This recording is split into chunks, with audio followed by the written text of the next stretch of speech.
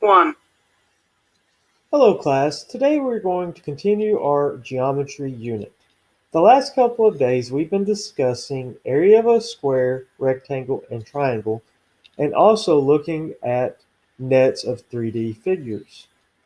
Today we're going to take a look at surface area, more specifically surface area of a cube and a rectangular prism. So today's learning target is I can find the surface area of a cube and a rectangular prism. Students, go ahead and start working on your warm-up, and we will discuss once you're finished. All right, let's take a look at our warm-up. So, number one, what shape do we have here? We have a rectangle. How do we find area of a rectangle? Area equals length times width. So we have our length, 12 centimeters, our width of 5. So 12 times 5 gives us 60 centimeters squared. Awesome. Number two, we have a length of 8 millimeters and a width of 3 millimeters. So again, it's area of a rectangle, which is 8 times 3, 24 millimeters squared. Number three is a triangle. So we can't use length times width. How do we find area of a triangle? Does anybody remember the formula? Very good. Base times height divided by 2. So we're going to multiply 12 times 24, and we're going to divide by 2 to get an area of 144 inches squared. Awesome job, guys. Now, let's talk about what surface area is. Surface area is the sum of the areas of all outside faces of a 3D figure. To find surface area, you must find the area of each face of the figure, then add them together. But before we find out our surface area of our figures, let's talk or review some vocab words. Our first vocabulary word is vertex or vertice. Vertex and vertices are the corners of our shape where 2 or 3 edges meet. What is an edge? An edge is where 2 or more faces meet. And a face is a flat surface on a 3D figure. Our last vocabulary word that we're going to review today is a net. A net is a pattern that you can cut and fold to make a model of a solid 3D figure. The two nets that we have here is a net of a cube and a triangular prism.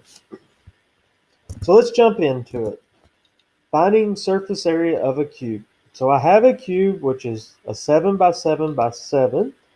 And again, I like to use my nets. I like to cut my 3D shapes into nets. So that's what I'm going to do. So I've cut my cube into a net. Again, 6 faces. And remember, its length, width, and height are all 7 yards. So keep that in mind. What is the shape of one of the faces? It's a cube, so all the faces are the same, and all the shapes are squares, which we're going to use length times width.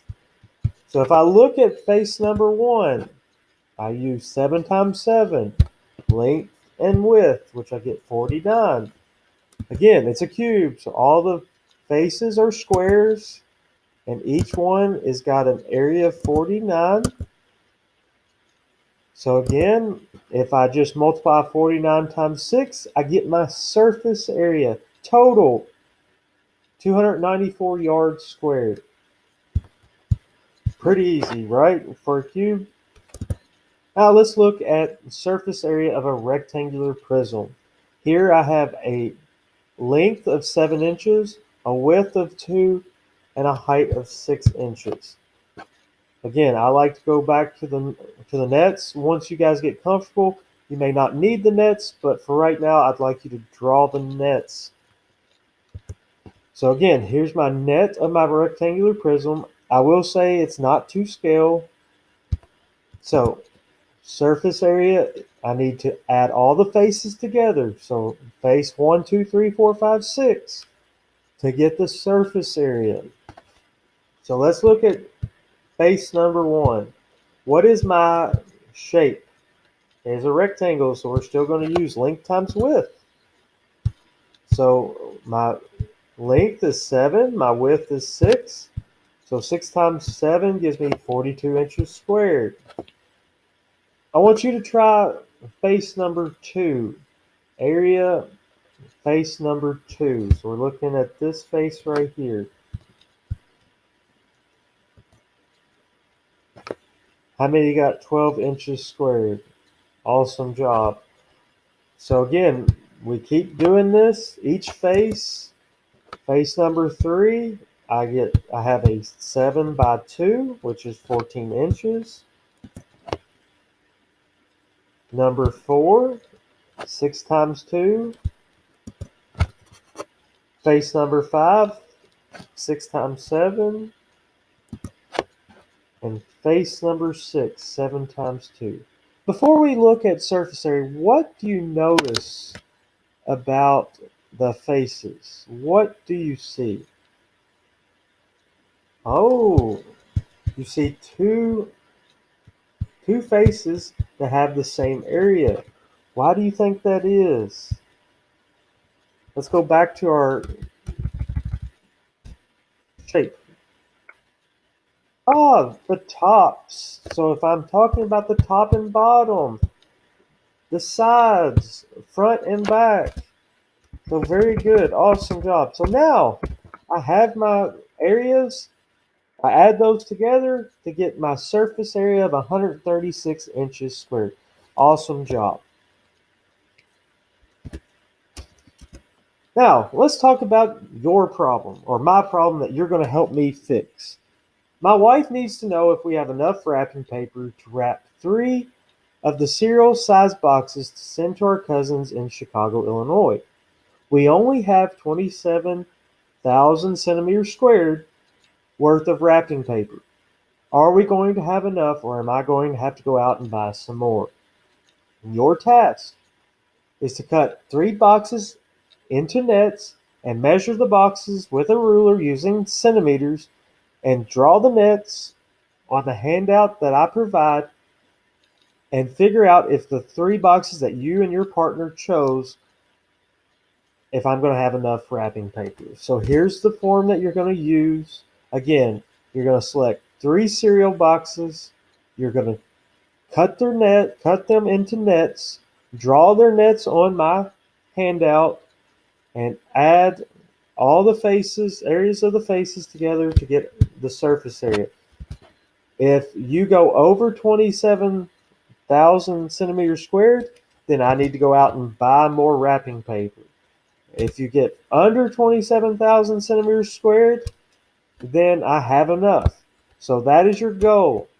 So I'm gonna let everybody. I'm gonna put 25-minute timer on the computer, and then we'll check back in.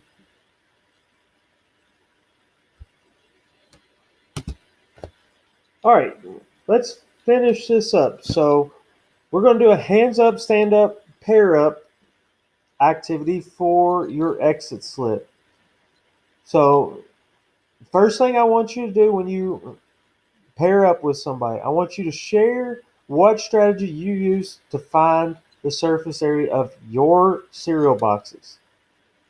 Tell your partner what challenges you faced today and what was easy in today's process in finding surface area.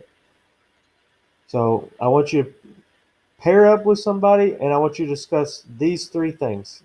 Go.